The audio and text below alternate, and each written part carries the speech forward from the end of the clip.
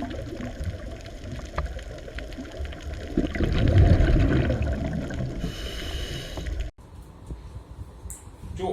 આપણે આપણું 16મું ચેપ્ટર પૂરું કરીએ. હવે એ ચેપ્ટરમાંથી નીટ સંબંધિત અમુક મુદ્દાઓ જોઈ લઈએ. જે કઈ મુદ્દાઓ છે એને તમારી નોટબુકમાં નોંધતા જજો. સૌથી પહેલા આપણે મુખથી શરૂઆત કરીએ તો હોઠની અંદર તરફ શિરસ ગ્રંથિઓ આવેલી હોય.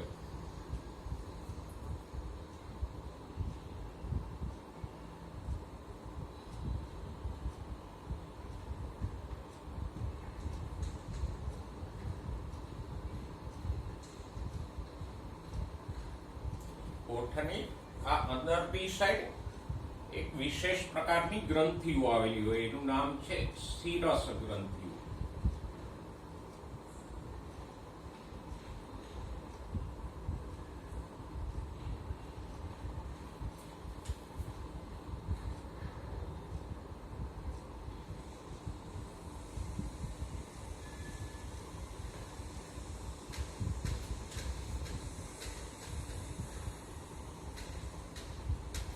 અને આ શિરસ ગ્રંથિઓ પ્રવાહીનો સ્ત્રાવ કરે.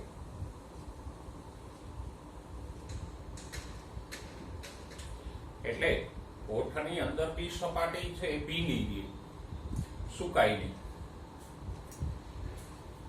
પછી તાળવાની વાત કરીએ તો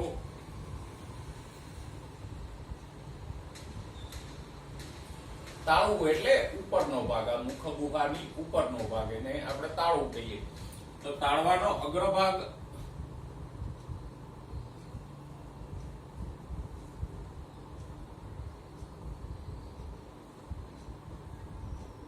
સખત તાળવું છે.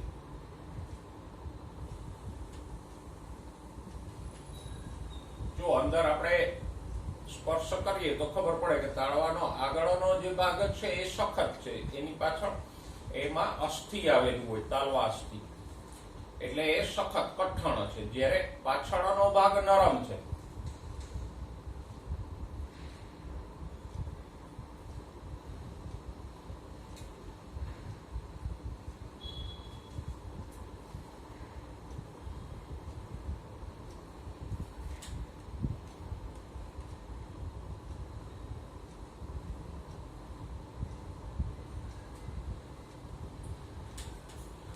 આમ તાળવું એટલે મુખ ગુહાની છતનો ભાગ, એમાં બે ભાગ છે. આગળનો ભાગ સખત છે, અસ્થિમય છે, જ્યારે પાછળનું તાળવું નરમ છે, એમાં કોઈ અસ્થિ છે નહીં.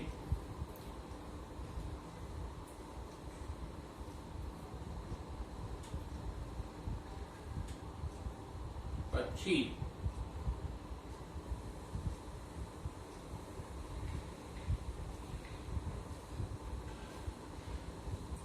તાળવાના અગ્રભાગમાં ઉપસેલી રેખાઓ જોવા મળે. જો આપણે અહીંયા તાળવાના અગ્રભાગે ઉપરના દાંતથી સેજ ઉપર સ્પર્શ કરીએ તો ત્યાં આમ આપણને ઉપસેલી રેખાઓ, લીટીઓ જોવા મળશે. એને કહેવાય તાલવીય બહિરુદ ભેદ.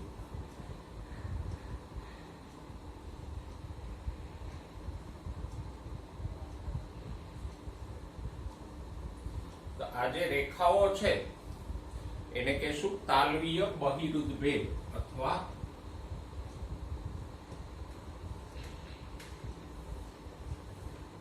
પેલેટાઇન રૂટ.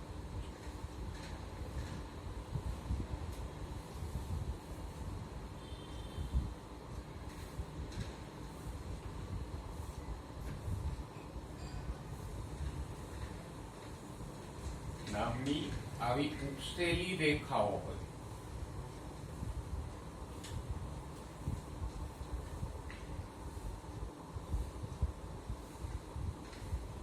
જે ખોરાકને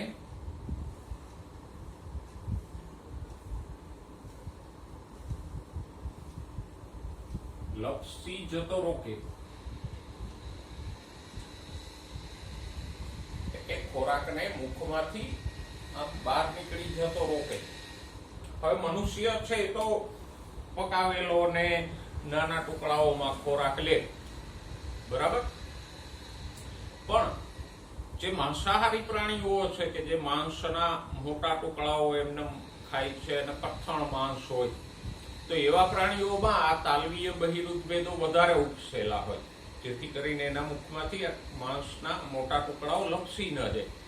સિંહ કે એવા પ્રાણીઓ છે એના તાળવામાં જુઓ તો, એટલે સાચા સિંહના નહીં પણ ફોટોગ્રાફ હોય તો એમાં મોઢું ખુલ્લું હોય તો આપણે જોઈ શકીએ ઉપરના તાળવામાં આવી મોટી રેખાઓ હોય, જેના કારણે એ જે મોટા ટુકડાઓ લે એ મોઢામાંથી લપસી ન જાય. પણ મનુષ્યમાં પણ આવી રેખાઓ હોય છે, તાલવીય બહિરુદભેદ નામની. Okay, next.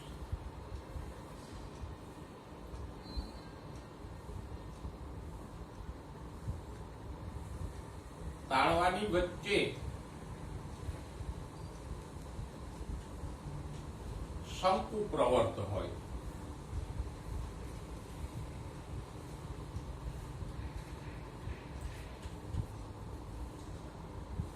જો આપણે મુખ ખોલીને જોઈએ તો અહીંયા બે કાકડાઓની વચ્ચે એક નાનકડો એવો આટલો કામ લંબાયેલો ભાગ છે, એને કહેવાય શંકુ પ્રવર્ત. અને આ શંકુ પ્રવર્ત છે એ ખોરાક ગળીએ ત્યારે અહીંયા જે અંતઃનાસિકા છિદ્રો હોય એને ઢાંકી દે. દાખલા તરીકે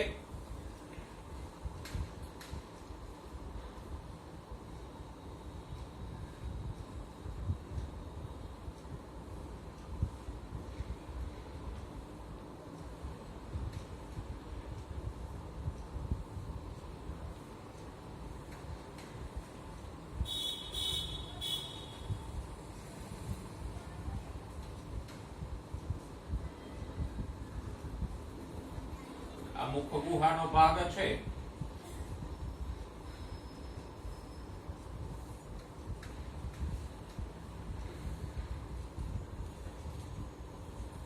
આ અંતઃનાસિકા છિદ્ર છે અહીંયા, અને આ શંકુ પ્રવર્ત છે. આ છે એ શંકુ પ્રવર્ત છે. તો જ્યારે ખોરાક ગળીએ ત્યારે આ શંકુ પ્રવર્ત છે આમ ખસી જાય, અને એને પરિણામે શંકુ પ્રવર્ત છે અહીંથી આ તરફ ખસે એટલે અંતઃનાસિકા છિદ્રો ઢંકાઈ જાય અને ખોરાક આમ નાસિકા ગુહામાં ન આવે. નહીતર ખોરાક કે પાણી છે અહીંથી આમ નાસિકા ગુહામાં આવી જાય, ઘણીવાર આવી પણ જાય છે, અને પાણી છે મુખમાંથી નાક દ્વારા બહાર નીકળે. પણ સામાન્ય રીતે એવું નથી બનતું, કારણ કે આ શંકુ પ્રવર્ત એને ઢાંકી દે.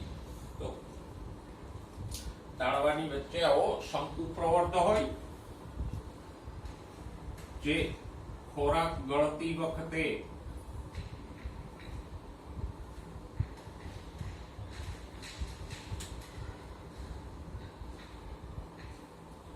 આ અંતઃનાસિકા છિદ્રોને ઢાંકી દે. આને બાહ્ય નાસિકા છિદ્રો કહેવાય. પછી વચ્ચે આવે નાસિકા ગુહા, અને અહીંયા જે છિદ્ર હોય એ અંતઃનાસિકા છિદ્ર, તો એને ઢાંકી દેશે.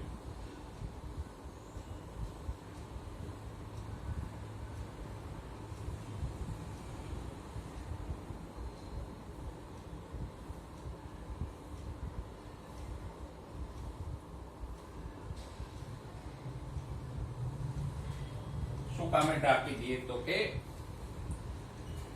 ખોરાક કે પાણી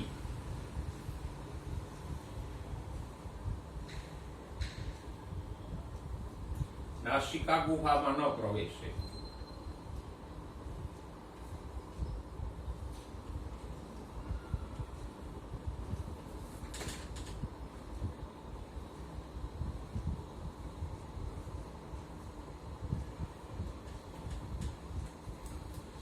બરાબર.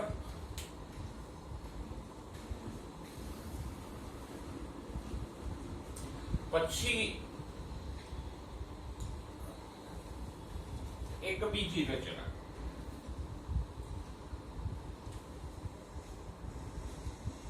તાળવાના પાર્શ્વ ભાગે, પાર્શ્વ એટલે સાઈડમાં, પાર્શ્વ ભાગ એટલે સાઈડમાં, તાળવાની બે બાજુ શું હોય? કાકડાઓ હોય, બરાબર. એ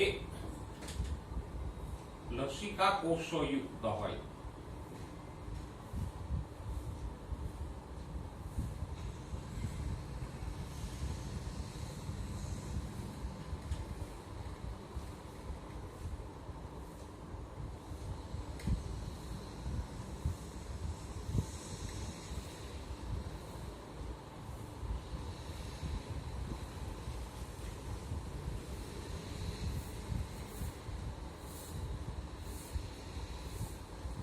અને લસિકા કોષો છે એ રોગ પ્રતિકારક કોષો છે.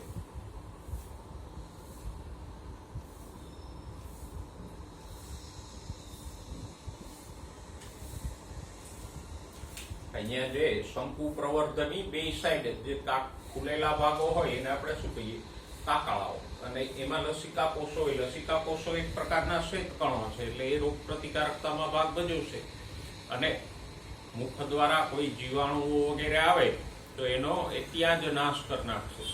એટલે જો ઘણી વખત શરદીનો ચેપ લાગ્યો હોય તો કાકડાઓ ઉપર સોજો આવે ને દુખાવો થાય ને, તો ચેપ વધે તો કાકડાઓ ફૂલે પ્રતિકાર કરવા માટે, અને કાકડાઓ ઉપર સોજો આવી જાય. તો આમ આ કાકડાઓ છે એ રોગ પ્રતિકારકતાનો ભાગ છે. પછી કંઠનળીમાં જઈએ તો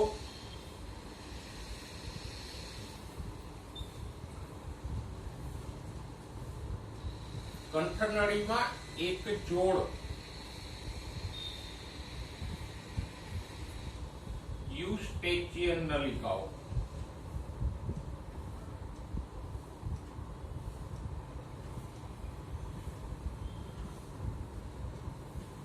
એને ગુજરાતીમાં આપણે કહી શકીએ કર્ણકંઠનળી.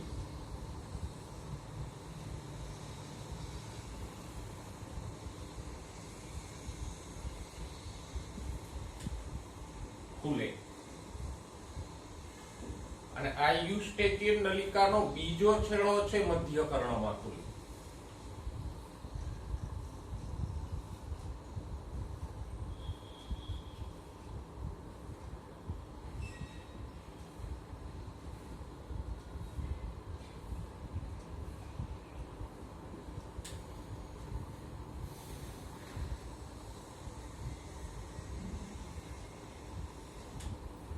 એક આ કર્ણકંઠનળીનો એક છેડો અહીંયા કંઠનળીમાં ખુલે, જ્યારે એનો બીજો છેડો ક્યાં હોય? મધ્ય કર્ણમાં, કર્ણપટલની પાછળ હોય. એને કારણે કર્ણપટલની બહાર અને પાછળ તરફ બે તરફ હવાનું દબાણ સરખું જળવાય છે. એટલે જો આપણે મુખમાં આમ હવા ભરીએ તો કાનમાં પણ એને કારણે અવાજ આવે ને, એનું કારણ શું છે? તો કે મુખમાં હવાનું દબાણ વધે એટલે આ યુસ્ટેચિયન નલિકા કર્ણપટલ ઉપર પણ થોડુંક દબાણ વધારે. આ કર્ણકંઠનળીને આપણે આગળ કાનની રચના વખતે વિસ્તારથી જોઈશું. પણ આ બધી એવી રચનાઓ છે કે જે મુખ ગુહા અને કંઠનળી સંબંધિત છે, અને આપણા પુસ્તકમાં એનો ઉલ્લેખ નથી. હવે જીભ વિશે થોડીક વસ્તુઓ જોઈ લે. જો જીભમાં એક તો જીભના પશ્ચો ભાગે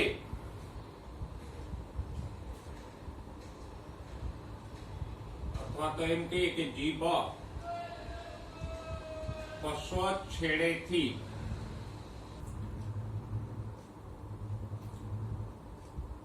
દ્વિત અસ્થિ નામના અસ્થિ સાથે જોડાયેલી હોય.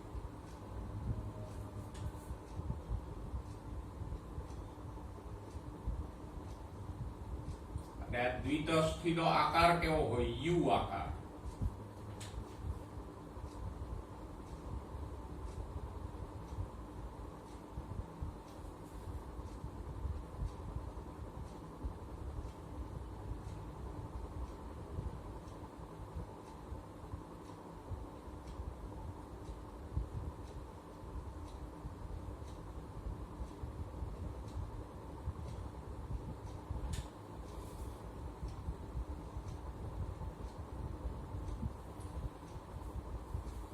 જ્યારે અગ્ર છેડેથી જીભ મુક્ત હોય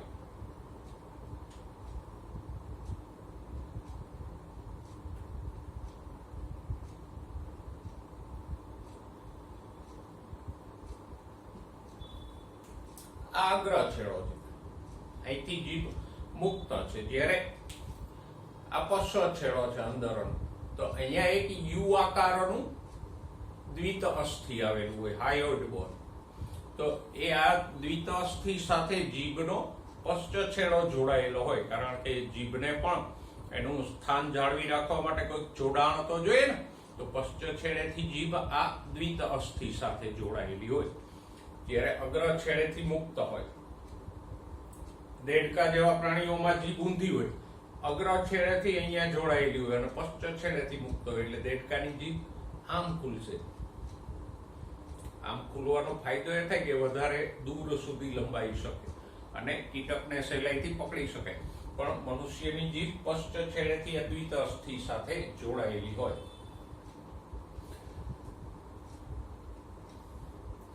પછી જીભ ફ્રેન્યુલમ નામની રચના દ્વારા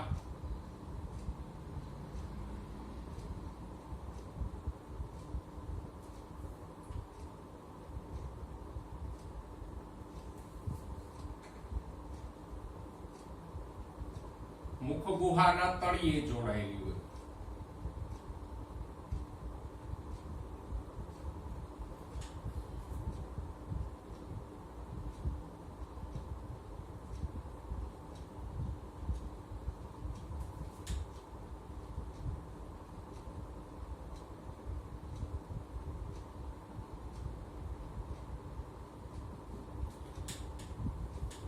જો જીભમાં નીચે જુઓ તો એક પડદા જેવો ભાગ હોય, એ જીભને આ મુખ ગુહા સાથે જોડતો હોય, એને શું કહેવાય? ફ્રેન્યુલમ. પછી જીભના પશ્ચો ભાગે એકદમ અંદર, સામાન્ય આપણને દેખાય નહીં, પણ જો મુખમાં ઊંડે સુધી આંગળી નાખીએ તો ખબર પડશે કે જીભ ઉપર આમ ખરબચડા ઉપસેલા ભાગો હોય. તો જીભના પશ્ચ ભાગે આવા ઉપસેલા ભાગો હોય, એને કહેવાય જીહવીય કાકડા. અને એ પણ લસિકા કોષો યુક્ત હોય. જેમ આ કાકડાઓમાં લસિકા કોષો હોય, એમાં જીભના ઉપસેલા જે જીહવીય કાકડા છે એમાં પણ લસિકા કોષો હોય કે જે ખોરાકના જીવાણુઓનો નાશ કરશે.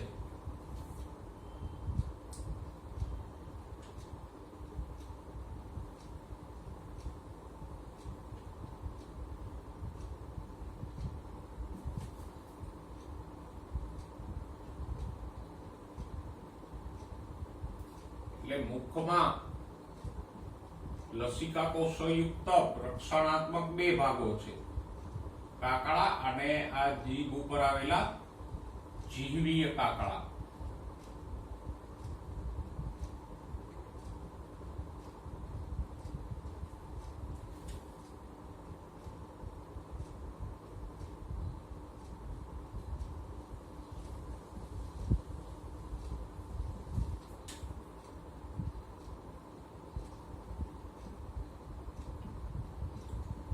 અને આ જીહવીય કાકડા પણ લસિકા કોષો યુક્ત છે, એટલે રોગ પ્રતિકારકતામાં ભાગ ભજવશે.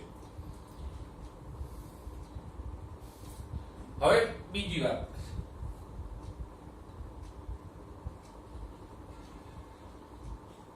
જીભના આગળના 2/3 ભાગમાં, પશ્ચ ભાગમાં તો આ જીહવીય કાકડાઓ વગેરે હોય, પણ આગળના 2/3 ભાગમાં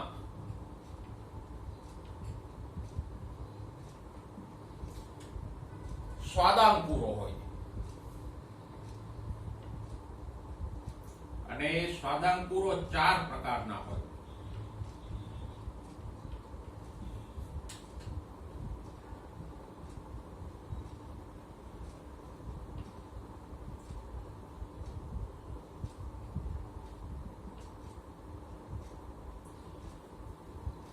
જો આપણે જીભને સાફ કરીને જોઈએ તો એની ઉપર ઉપસેલી નાની નાની સૂક્ષ્મ રચનાઓ જોવા મળે. અને વધારે ડિટેલમાં જુઓ તો જીભમાં થોડાક પાછળ તરફ આમ ઝીણા ઝીણા રેસા જેવા ભાગો પણ જોવા મળે. તો આ ઉપસેલી રચનાઓ અને રેસાઓ જેવા ભાગો છે એ શું છે? અંકુરકો છે. અને એ અંકુરકોની અંદર ઘણા બધામાં સ્વાદ કલિકાઓ હોય. એટલે અંકુરકો છે એ સ્વાદ પણ પારખશે અને બીજા કામ પણ કરશે. જોઈએ. એમાંના 4 પ્રકારના અંકુરકો છે. એમાંના પહેલા પ્રકારના અંકુરકો કયા છે? તો કે કવકી અંકુરકો.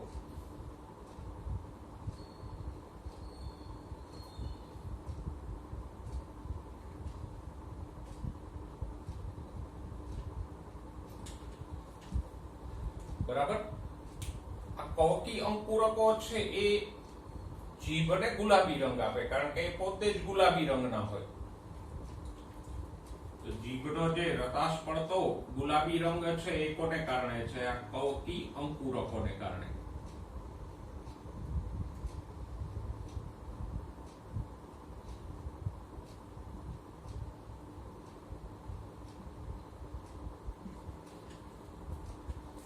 બરાબર. પછી બીજા છે તંતુમય અંકુરકો.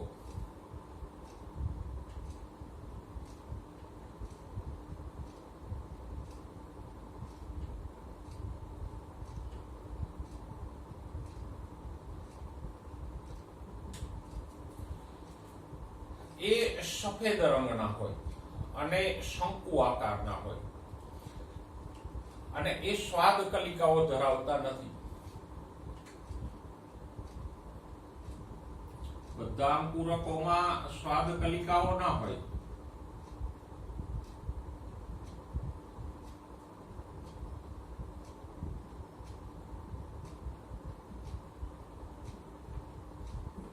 એટલે આ અંકુરકો સ્વાદ પારક છે નહીં.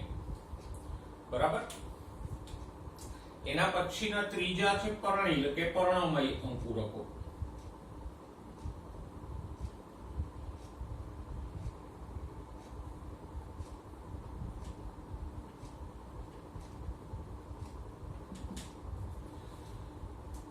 એ નામ પ્રમાણે જ પર્ણમય હોય અને જીભના મધ્ય ભાગે, એટલે આગળનો આટલો ભાગ છોડી દો તો પછી સેજ ઉપર તરફ હોય, એકદમ આમ ચપટા અને પર્ણ જેવા પણ નાના હોય, મોટા પાંદડા જેવા ન હોય.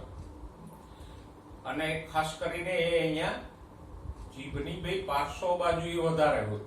ક્યારેક જીભ ચોખ્ખી કરીને જોજો, આ ટેરવાથી થોડાક અંદર તરફ સાઈડે આવા નાના નાના ચપટા ભાગો જોવા મળશે. બરાબર.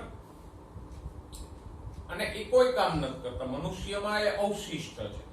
બીજા પ્રાણીઓમાં એ ખરબચડા હોવાને કારણે ખોરાકને પકડવામાં મદદરૂપ થાય, પણ મનુષ્યમાં એ કોઈ કાર્ય નથી કરતા, એટલે કે અવશિષ્ટ છે.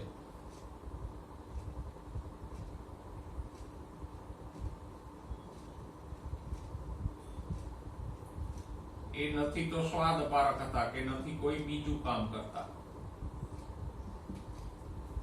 અને ચોથા છે વર્તુળી અંકુરકો. એ સૌથી મોટા અને સૌથી ઓછી સંખ્યામાં હોય.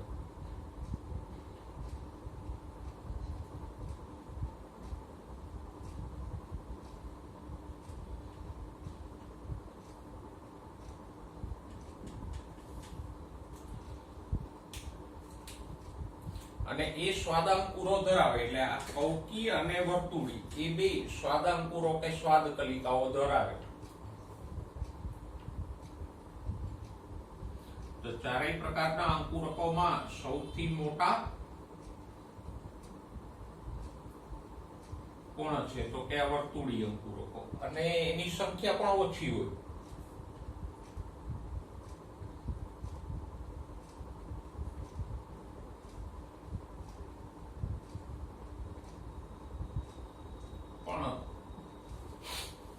એ સ્વાદ પારક છે.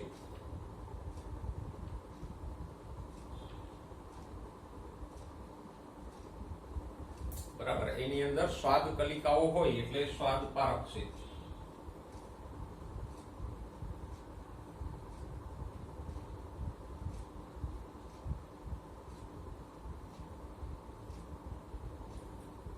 સ્વાદ કલિકાની વાત અત્યારે આપણે નથી કરતા, કારણ કે ચેતાતંત્ર વાળા ચેપ્ટરમાં આપણને આપેલી છે. Okay, next. હવે જીભ 4 પ્રકારના સ્વાદ પાકે.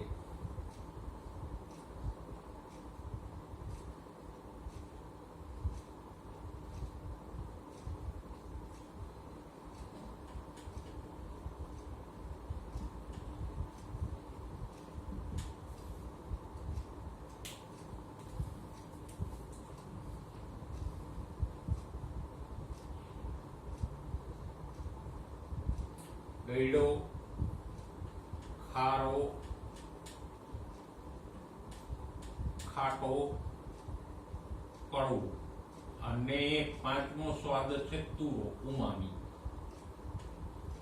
પણ એ ગૌણ છે. મુખ્ય ચાર સ્વાદ છે: ગળ્યો, ખાટો, ખારો અને કડવો.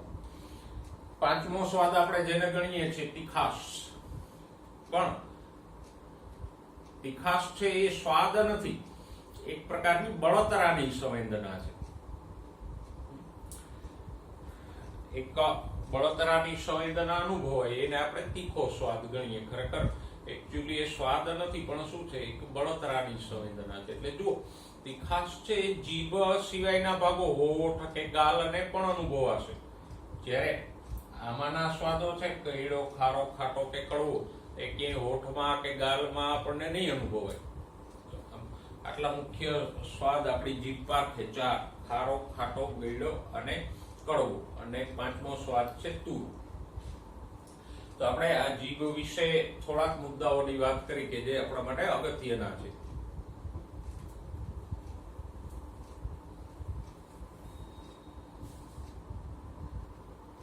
હવે એક અગત્યની રચના જુઓ.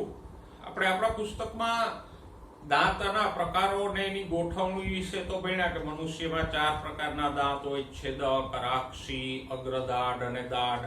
પછી 4 પ્રકારના દાંતની સંખ્યા, ગોઠવણી, દંતસૂત્ર, એ બધું ભણી ગયા. પણ કે દાંતની રચના આપણને આપી નથી. તો નીટને અનુલક્ષીને આપણે દાંતની રચના જોઈ લઈએ આકૃતિ સાથે. તો પહેલા તો આપણે દાંતની બાહ્ય રચનાની વાત કરીએ.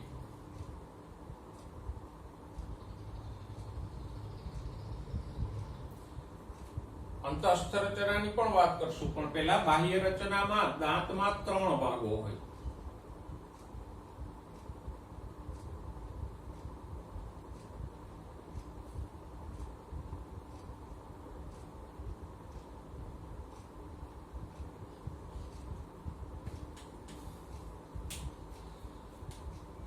કયા 3 ભાગો હોય?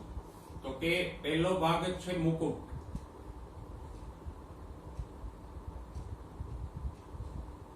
મુકુટ પેઢાની બહારનો ભાગ છે. પેઢાની બહાર તરફ લંબાયેલો જે ભાગ છે દાંતનો, એને શું કહેવાય? મુકુટ.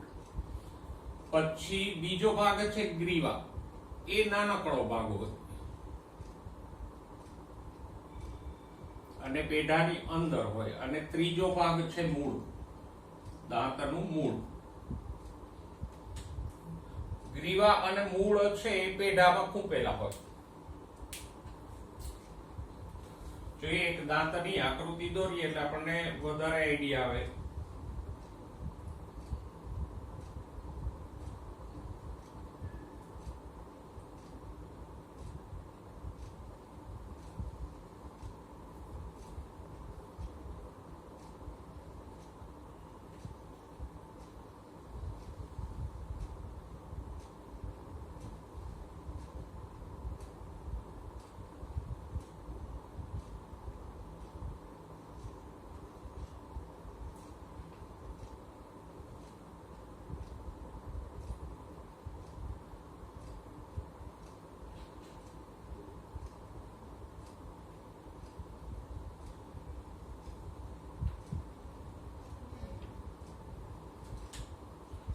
દાંતનો એક ઊભો છેદ આપણે દોર્યો.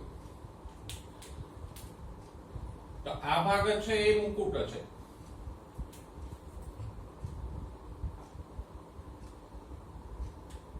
તે પેલા હું પેઢું દોરી દઉં એટલે તમને ખ્યાલ આવે.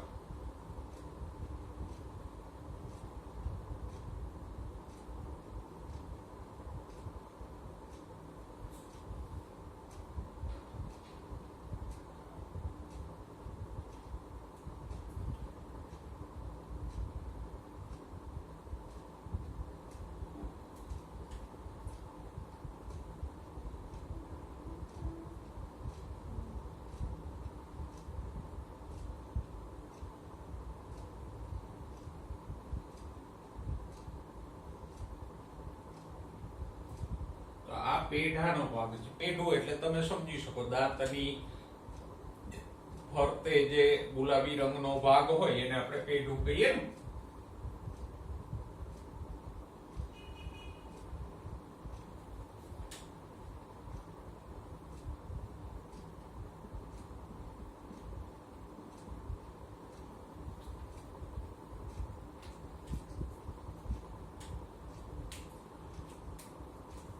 તો આ ઉપરનો ભાગ છે એને કહેશું મુકુટ.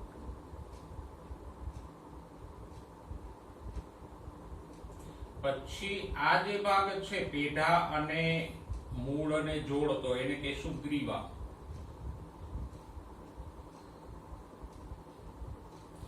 અને ગ્રીવા પછીનો આ નીચેનો જે ભાગ છે જે જડબામાં ખૂંપેલો હોય એને કહેશું મૂળ.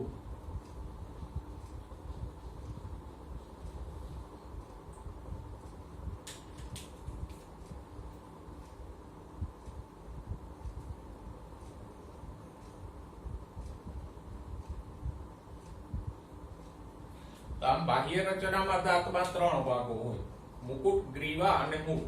પણ જો દાંતનો ઊભો છેદ લઈને આપણે અંતસ્થ રચના ભણીએ તો દાંતમાં અંતસ્થ રચનાકીય રીતે કેટલા ભાગો હોય? તો કે નીચેના ભાગો હોય.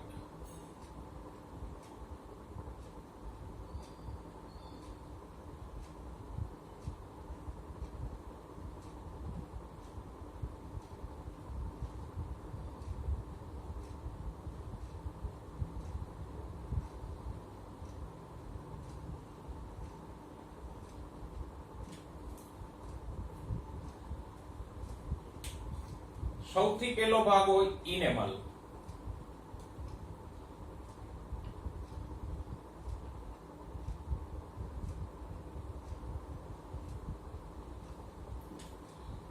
ઇનેમલ છે એ એક સખત પદાર્થ છે અને મુકુટની ઉપર આવેલું હોય.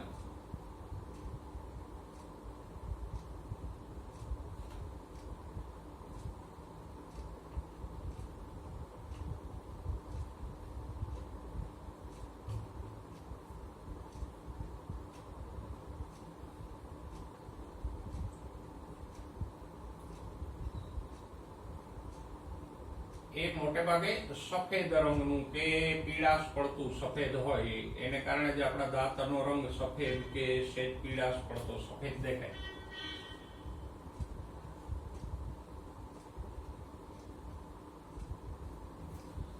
તો દાંતના મુકુટની ઉપર આવેલું હોય ઇનેમલ નામનું આવરણ કે જે સખત છે અને રક્ષણાત્મક છે. સખત એટલે કેટલું સખત છે? તો કે પ્રાણી સૃષ્ટિનું સૌથી સખત દ્રવ્ય છે. પ્રાણીઓના શરીરમાં સૌથી વધારે કોઈ સખત દ્રવ્ય જોવા મળતું હોય તો એ કોણ છે? આ ઇનેમલ.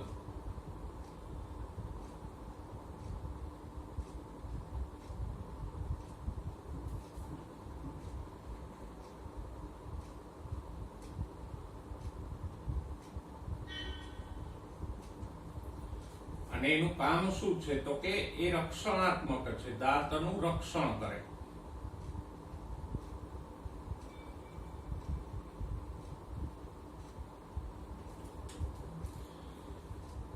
જો ક્યારેય દાંત ઉપરથી આ ઇનેમલ ઘસાઈ જાય કોઈ કારણસર તો પછી ત્યાંથી દાંત સડવા લાગે. કારણ કે દાંત છે એ તો સતતપણે ખોરાકના સંપર્કમાં હોય અને જ્યાં ખોરાક ભરાઈ રહેતો હોય ત્યાં બેક્ટેરિયાઓ પણ થાય. તો જો આ ઇનેમલ ઘસાઈ જાય તો એ ખોરાકના બેક્ટેરિયાઓને કારણે દાંત સડવા માંડે અને કાળો પડી જાય છે ને. પણ સામાન્ય તંદુરસ્ત દાંતમાં એવું નથી થતું. શા માટે? તો કે દાંતની ઉપર આ ઇનેમલ નામનું આવરણ હોય કે જે બેક્ટેરિયા વગેરેથી તૂટતું નથી અને દાંતને રક્ષણ આપે છે. અને એ ખાસું સખત હોય, એટલું સખત કે આપણે એને પ્રાણી સૃષ્ટિનું સૌથી સખત દ્રવ્ય ગણીએ. અને ટકાઉ ને મજબૂત પણ હોય. એમાં સૌથી વધારે પ્રમાણમાં ક્ષારો આવેલા હોય એટલે જે સખત છે. નેક્સ્ટ બીજો ભાગ છે ડેન્ટિન.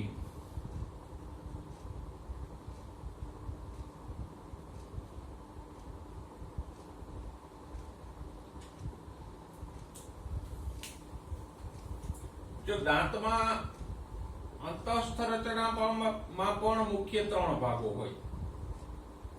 એક આ ઇનેમલ, બીજો મુખ્ય ભાગ છે ડેન્ટિન,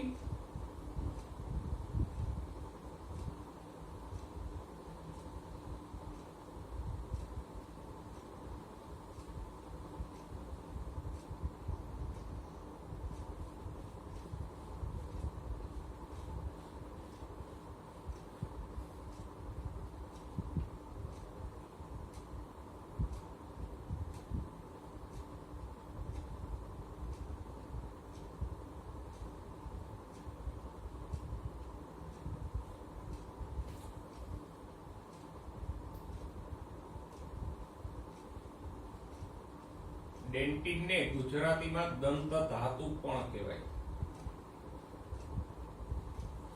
તો આ જે આખો વિસ્તાર છે એ દંત ધાતુ કે ડેન્ટિન છે.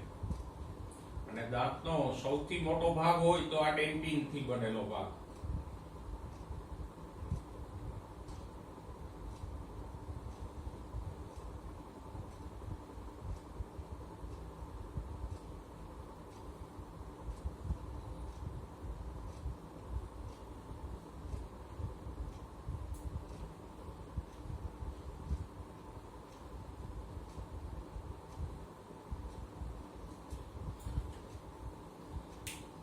તો ડેન્ટિન દાંતનો મુખ્ય ભાગ છે અને એમાં પણ અકાર્બનિક ક્ષારો હોય.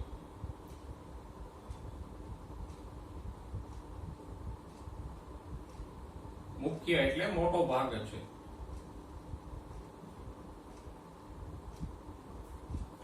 અને સખત છે.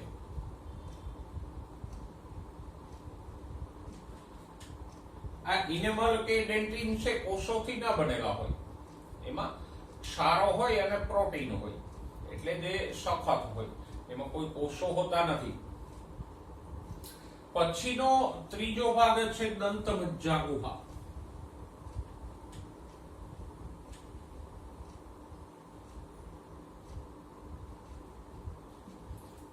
દાંતની વચ્ચેનું આ પોલાણ છે એને કહેવાય દંતમજ્જા ગુહા. ગુહા એટલે પોલાણ. અને એની અંદર એ દંતમજ્જા ગુહામાં જે ભરેલું હોય એને કહેશું દંતમજ્જા. એટલે દંતમજ્જા ગુહાની અંદર જે પદાર્થ ભરેલો છે એ કહેશું દંતમજ્જા. અને દંતમજ્જામાં શું હોય તો કે એની અંદર રુધિર વાહિનીઓ હોય, ચેતાઓ હોય અને નરમ સંયોજક પેશી આવેલી હોય.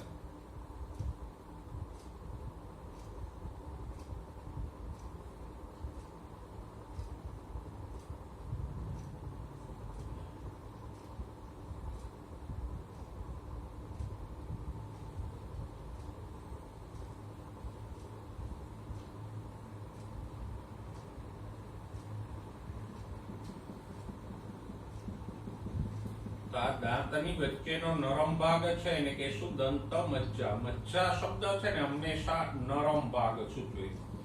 જે કોઈ ભાગ નરમ હોય એને બાયોલોજીમાં આપણે મજ્જા કહીએ. મજા નહીં, મજ્જા.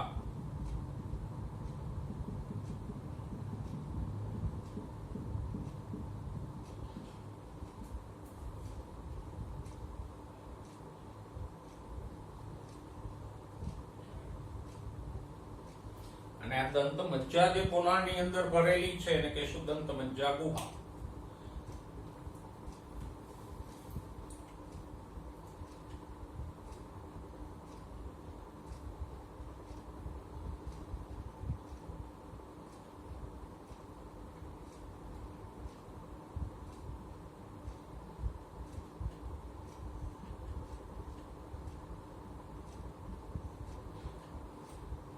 અને દંતમજ્જામાં શું હોય તો કે મૃદુ સંયોજક પેશી. મૃદુ એટલે નરમ.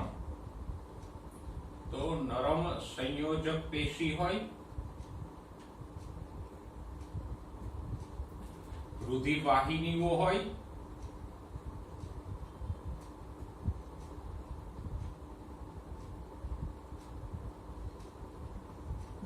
અને ચેતાઓ હોય.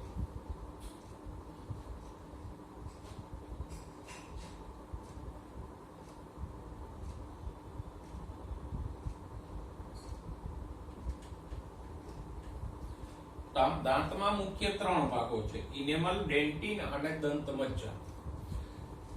એ સિવાયના પણ અમુક ભાગો હોય છે કે જે અગત્યના. એક તો હોય છે સિમેન્ટ દ્રવ્ય કે જે દાંતને જડબા સાથે જોડી રાખે. ક્યાં હોય તો કે અહીંયા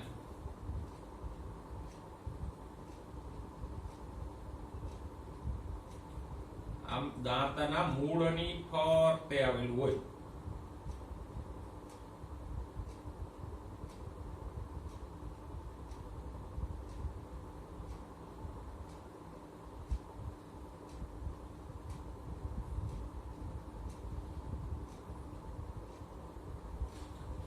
અને એનું નામ જ છે સિમેન્ટ દ્રવ્ય. તો નામ પ્રમાણે જે સિમેન્ટ જેવું કામ કરશે. સિમેન્ટ શું કરે? બે પથ્થરોને જોડી રાખે. એમાં સિમેન્ટ દ્રવ્ય શું કરશે? દાંતને જડબા સાથે જોડી રાખશે.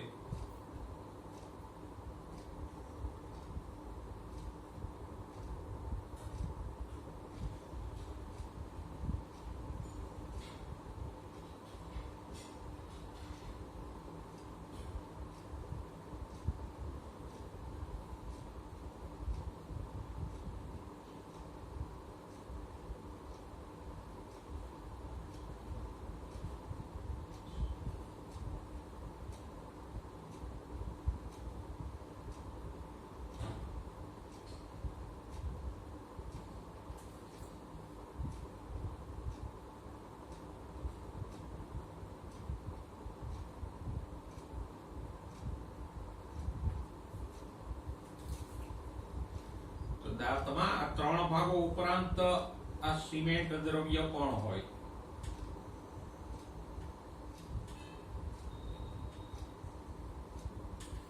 અને એનું કામ શું છે તો કે દાંતને જડબા સાથે જોડી રાખે.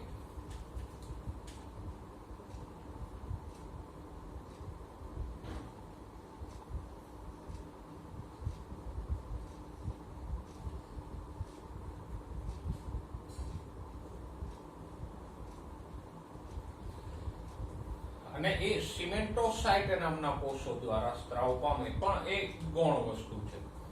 એ પછી હોય પરિદંતિકા પટલ અથવા પરિદંતિકા તંતુઓ.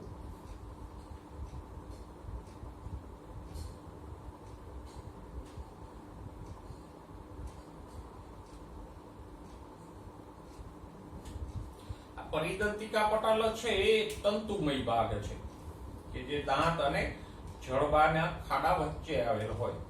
અને એ પણ દાંતને આ સિમેન્ટ દ્રવ્ય અને જડબાને જકડી રાખવાનું કામ કરે. આમ અહીંયા આવેલા હોય. એનો એક છેડો છે જડબા સાથે જોડાયેલો હોય અને બીજા છેડેથી આ સિમેન્ટ દ્રવ્યમાં જકડાયેલા હોય. એટલે દાંત છે મજબૂત રીતે આ સિમેન્ટ દ્રવ્ય અને આ પરિદંતિકા તંતુઓ દ્વારા જડબા સાથે જોડાયેલા રહીએ. સહેલાઈથી નીકળતા નથી.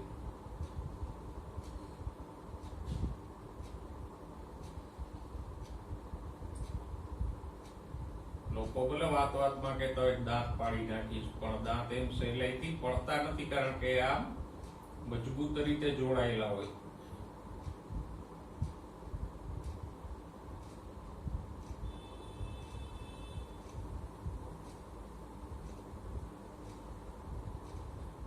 ડેન્ટિનની ફરતે શું હોય?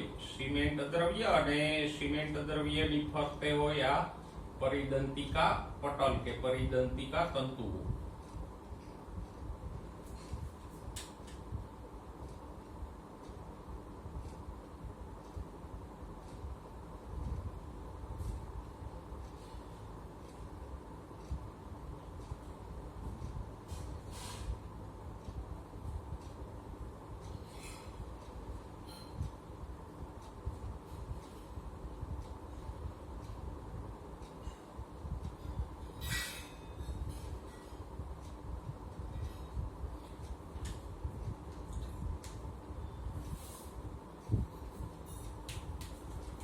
પછી દંતમજ્જા ગુહાનું અસ્તર એટલે કે અહીંયા આ દંતમજ્જા ગુહા છે તો એનું અંદરનું સ્તર, આ સ્તર છે વિશિષ્ટ પ્રકારના કોષો ધરાવે. ફરતી બાજુએ અહીંયા આખી આ જે અંદરની સાઈડ છે દંત મજ્જા ગુહાની, તો આ દંત મજ્જા ગુહા છે આખી, તો એનું આ ફરતેનું પટલ છે એ વિશિષ્ટ પ્રકારના દંત સર્જક કોષો ધરાવે, અને એ દંત સર્જક કોષો ડેન્ટિનનો સ્ત્રાવ કરે.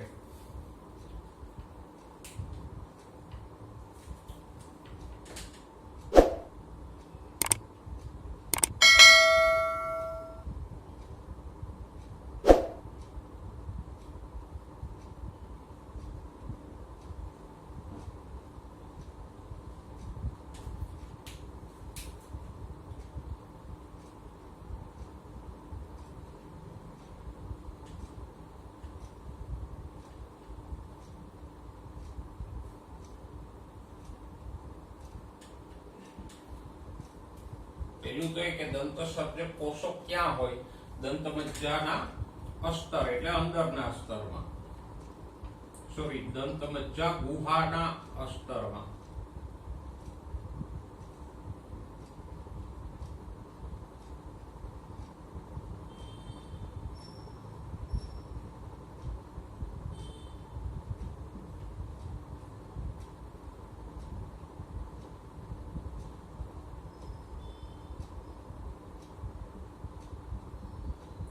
અને આ દંત સર્જક કોષો શું કામ કરે? તો કે ડેન્ટિનનો સ્ત્રાવ કરે.